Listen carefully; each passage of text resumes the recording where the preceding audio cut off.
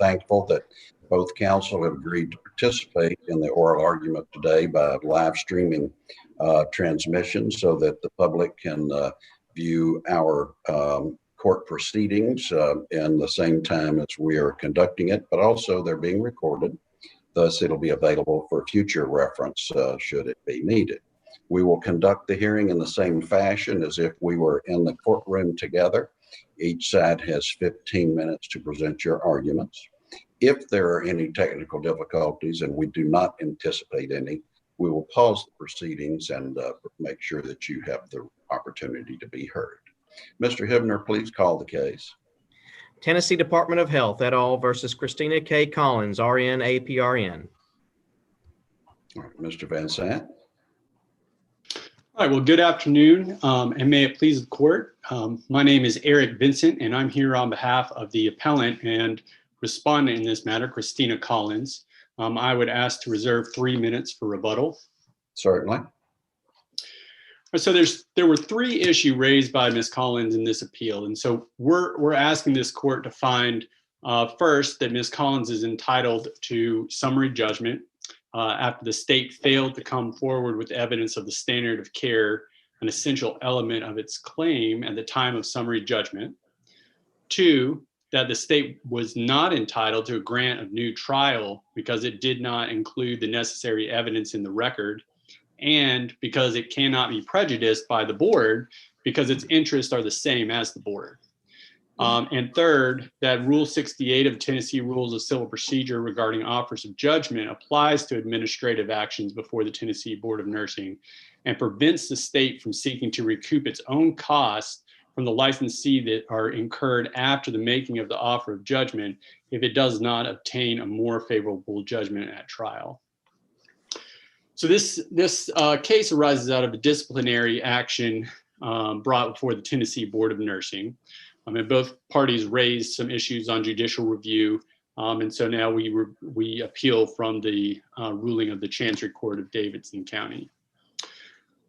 This has been the only disciplinary action sought against Ms. Collins in her 19-year career as a nursing professional, including the 8 years since the treatment in this case began. It stems from the state's use of the Controlled Substance Monitoring Database, which tracks controlled substance prescriptions by providers in the state to target Ms. Collins for investigation and then subsequently prosecution in this matter. The case does not arise out of any complaints by Ms. Collins' patients, any of her peers in the medical community, or any others in the public. Additionally, there are no deaths in the case. There were no injuries. There were no overdoses. And there was no diversion in the case resulting from Ms. Collins' care. The issue in this case simply involved the state's contention that Ms. Collins was acting outside of the accepted scientific thought in 2011 and 2012 with regards to the treatment of pain. And this is why the standard of care in 2011 and 2012 is so critical in understanding the case.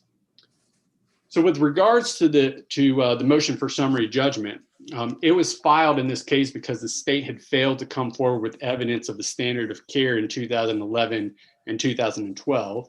It had failed to come forward with the foundation for an expert opinion regarding the standard of care. And the ALJ had denied Ms. Collins' request to compel discovery of the foundation for the state's expert's opinions in the case. The state responded on summary judgment stating that it intended to rely on expert testimony to establish the standard of care at trial. And there's 3 things that are necessary for a court to be able to assess whether expert opinion evidence is sufficient for purposes of summary judgment and at trial for that matter.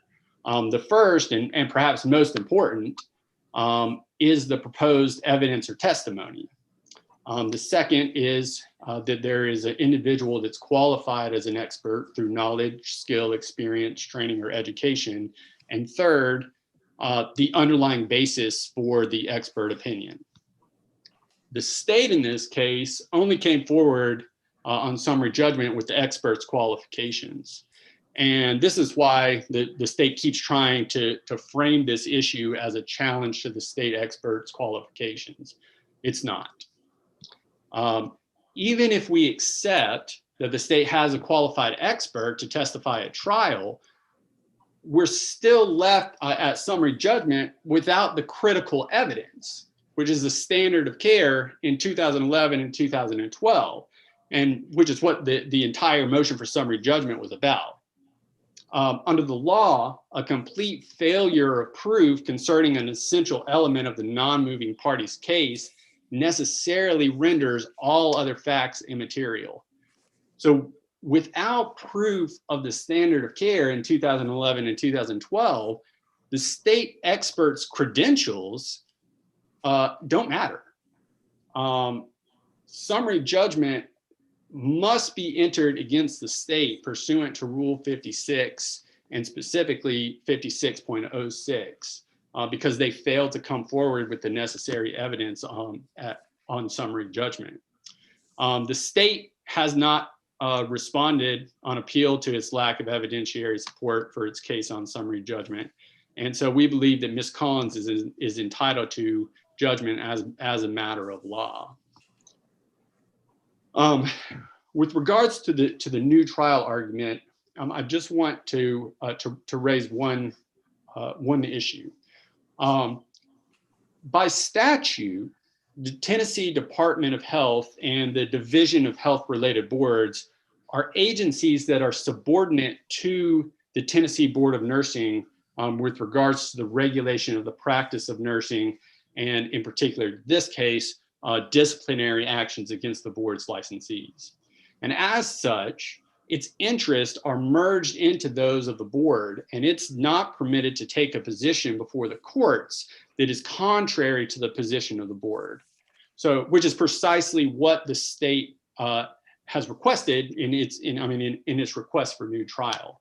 The state is not entitled to a new trial, and it should have been precluded from bringing this issue up in the first place. Additionally, to require Ms. Collins to bear the burden of a new trial based on the state's allegation of misconduct by the board, particularly since she played absolutely no role in the alleged error, would be grossly unjust. If the court finds that Ms. Collins is not entitled to summary judgment, which we would argue precludes the second two issues, the new trial and the Rule 68 issue, if you find for her on the summary judgment argument, then we would be asking this court to overturn the Chancery Court's decision to grant the state a new trial before a new board panel and reinstate the board's final order in the case. The argument for Rule 68, the state and the Chancery Court found that the Tennessee Rule of Civil Procedure 68 regarding offers of judgment implicates a state's sovereign immunity. This is not the case. This case was brought by the state, not against the state. In addition, the costs that we're talking about in this context refer to the costs that have been incurred by the state in investigating and prosecuting the case itself. And it's required to absorb those costs unless it obtains authorization from the board, allowing it to recoup those funds from the licensees.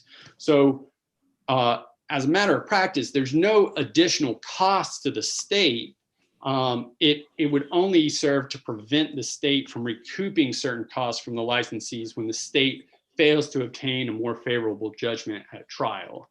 And so we would argue it doesn't implicate the state's, the state's, treasury or funds or anything like that. They would bring up the issue of sovereign immunity. Is it your position that it would simply deprive the state of the opportunity to recover from your client as opposed to making the state pay your client? Right. That's exactly what we're arguing. We were, I think, under the statute that sets out, what's defined as cost. It only refers to the state's cost in the actual and reasonable expenses that the state has already incurred, has already paid out in investigating and prosecuting the case. As a third matter, there's also statutory support for the authority to allow costs to be taxed against the state when a civil action is brought on its behalf, as is the case here. So there's also statutory authority to allow the taxing of costs against the state. In addition to this, from a policy standpoint, we would argue that it makes sense because it helps to strike a balance between providing agencies with the necessary leeway to perform their regulatory duties and to protect the community, and the other side of checking any abuses by the agency of its power. So we argue that the application of Rule 68 to administrative proceedings before the board is certainly permitted by law and would also serve the interests of justice. And we ask that this court find in our favor on this issue. All right. Anything further, Mr. Vincent? No. Great. Thank you very much, General. May it please the court, I'm Sarah Sedgwick with the Attorney General's office. I'm representing the state in this case. I have to begin by letting the court know that on at least a couple of fronts, Ms. Collins is raising arguments today that were not raised in either her opening brief or in her reply brief. Specifically, the issue of whether there is any authority for the state to bring the original appeal of this case in the Chancery Court. That was briefed in the Chancery Court, and the Chancellor certainly, we disputed it, and the Chancellor ruled against Ms. Collins in this case. And if I could draw the court's attention to the statute 45322A2, and it is sufficient, there's a distinction between the department and the division, collectively the state in this case, and the board.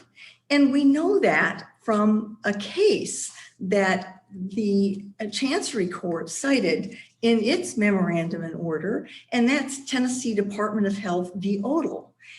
And I'll just give the Westlaw citation. It's 1993 Westlaw 21976. That was this court's decision, February 3rd, 1993.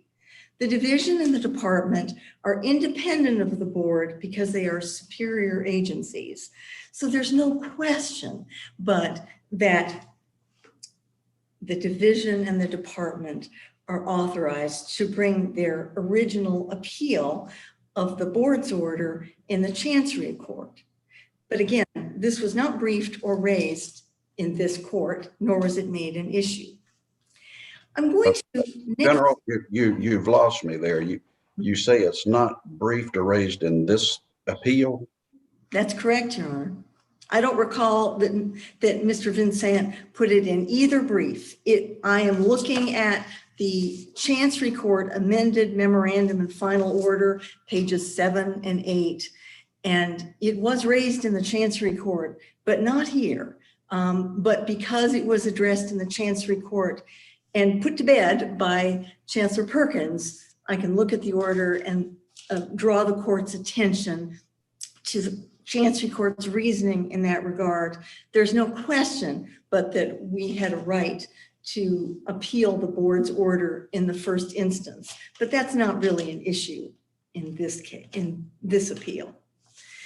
Let me go to the one of the main issues, which is whether or not the whether or not the board itself or the ALJ appropriately denied summary judgment in this case, and whether or not the expert witness was qualified and whether there was proof in the record at the time of the summary judgment motion sufficient to overcome the summary judgment motion. Let me quickly reference the standard in the Secretary of State's APD rules, because the rules of civil procedure, and we have noted this in a different in the Rule 68 context in our brief on page 59 of our brief, but there is a more relaxed standard with regard to the implication of the rules of civil procedure in disciplinary administrative proceedings. And that rule, 1360-04-01-.01 says, in any situation that arises that is not specifically addressed by these rules, reference may be made to the Tennessee Rules of Civil Procedure for guidance as to the proper procedure to follow where appropriate and to whatever extent will best serve the interests of justice and the speedy and inexpensive determination of the matter at hand. This is important for both the discussion of the summary judgment motion and Rule 68, which I will address later. There was not really any question but that there was certainly admissible evidence in the record at the time of the summary judgment motion to demonstrate the standard of care at the time of the summary judgment motion. And I'm going to point the court to two things in the record. And the first is one thing that Ms. Collins actually attached to her summary judgment motion. And it was Exhibit 9 to her summary judgment motion. And that's in the record, in the Administrative Technical Record, Volume 1, pages 563 to 569. And there, those are the responses to interrogatories that the state made during the discovery process. And there is a question about the standard of care, and the state has given a page and a half response, and that is in interrogatory number 5, describing the standard of care applicable during the time frame at issue, required a practitioner to comply with all statutes, rules, and regulations relating to the prescribing of controlled substances. And let me just stop right there and refer the court to the 2 rules and regulations of the Board of Nursing that do govern the prescribing of advanced practice registered nurses, which— General, before you go there, you said Yes. Standard at the appropriate time. Was that 2011 and 2012? Yes, that's right. The question and the interrogatory asked for a whole slew of years, and that was objected to, and it was addressing 2011 and 2012. And this goes on in the following page and gives a fulsome explanation of what the standard of care was. And as we know, Rule 56 permits responses to interrogatories to overcome a summary judgment motion. The curious thing about this is that Ms. Collins actually attached this to her summary judgment motion. But in response to the summary judgment motion, the state also filed a copy of the expert witness, Ms. Allison Anderson's expert report. That's Exhibit B to the state's response in opposition to the summary judgment motion. That's at the administrative record, pages 735 to 762 in Volume 2.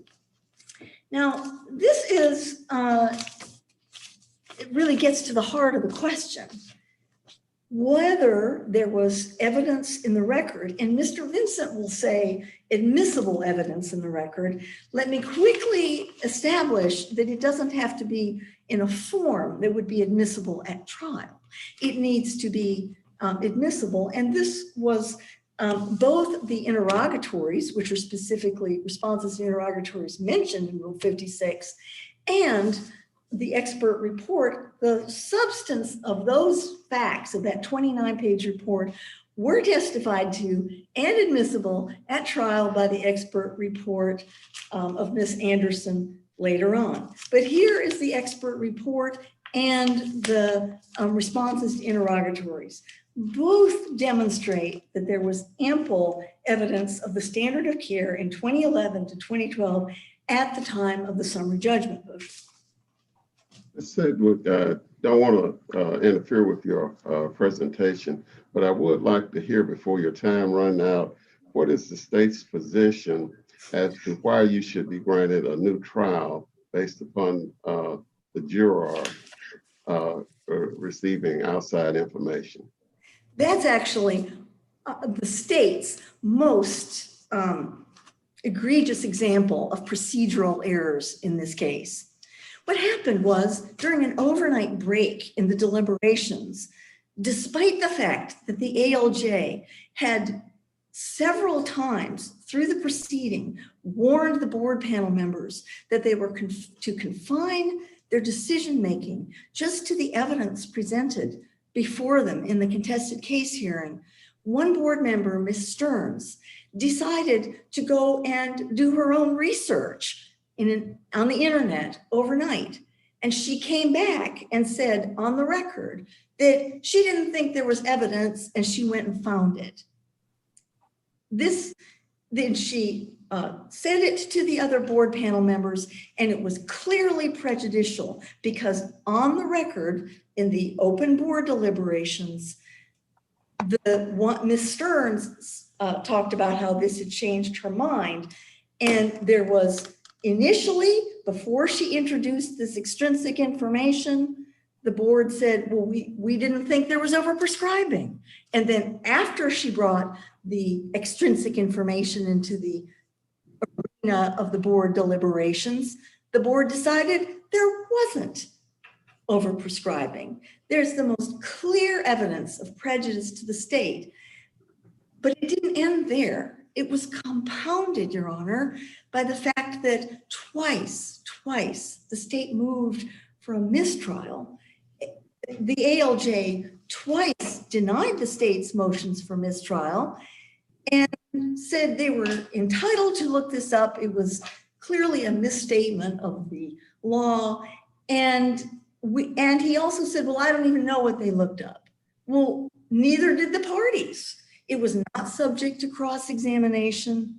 It was not something that therefore is subject to judicial review because we don't know what they looked at. But we know it was prejudicial to the state because it was extrinsic information, not part of the evidence, introduced during the deliberations, and on the record, the board members indicated that it had changed their minds about one of the main issues in the case. This tainted the board's sanction and rendered the sanction and indeed the entire proceeding prejudicial to the state. That is why the state deserves a remand to the board for a new hearing before a different board panel. That is what Chancellor Perkins decided based on a review of the record. And we completely agree. That is, of course, what we had asked for. And that is what we ask for from this court to affirm that based on these egregious procedural errors. Third, I think I need to get to the Rule 68 decision. The Rule 68, and again, the decision by Chancellor Perkins was that it does implicate the state's sovereign immunity. I go back to the issue of we look to the rules of civil procedure for guidance. So the question is, does Rule 68 even apply? We say in this circumstance, no, it does not. And we know that from comparing and contrasting the inclusion of Rule 68 principles in the Claims Commission rules. That's different. There's a statute that the Claims Commission is overseeing or implementing that grants the ability to come against the state its treasury or property. That's not the case here. Mr. Vincent is arguing something a little different again today than what he argued in his brief. I think Rule 68 is aimed toward getting the other side to affirmatively pay costs. And that is the way Mr. Vincent briefed this, especially his conflation of Rule 68 with an underlying, but with a different statute, which is not related, TCA 45325. They're completely separate. It is not an undergirding statute to Rule 68. Ms. Collins was seeking to get funds, or the state's treasury, in violation of the constitutional provision. So Chancellor Perkins rightfully agreed with us that Rule 68, as applied to the state in this circumstance, implicates the state's sovereign immunity. Based on all the above, Your Honor, we respectfully request that this court affirm the Chancery Court decision, remanding this matter back to the board for a new contested case hearing before a different board panel. Justice so requires, and we ask that the court affirm the decision of the Chancery Court. Thank you. Thank you, General Sedgwick. Mr. Vincent? Yes, thank you. So I would like to just begin by addressing the state's contention that there was some evidence in the record on summary judgment. The interrogatories, while certainly a permissible form to bring forth evidence on summary judgment, the standard of care has to be established in these cases through expert testimony. The interrogatory, it's not expert testimony. There was no reference by the state that they received any information from their expert in responding to that interrogatory or anything like that. But more importantly, when we're talking about the expert report and we're talking about a lot of these issues, the state's expert before trial explained that she was applying at her deposition and in her report the 2015 Tennessee chronic pain guidelines to Ms. Collins' treatment of patients back in 2011 and 2012, and which the state agreed did not apply in this case. In addition, at trial, we found out that the state had actually told their expert not to provide any citations to the materials that she was relying on for her opinions. The state did not provide those materials. And she admitted also at trial that she had used the Tennessee chronic pain guidelines in establishing her opinions, at least at the pretrial stage. So from a relevancy standpoint under 403, those responses wouldn't apply anyway. Just briefly to Ms. Sedgwick's point, obviously this court has an obligation under Rule 13A of the Tennessee Rules of Appellate Procedure to look into whether or not the Chancery Court and this court possess subject matter jurisdiction over an issue in the case. If the state is precluded by statute from bringing an action, then certainly it's within the court's discretion to rule on that particular issue. And it looks like I'm just about out of time.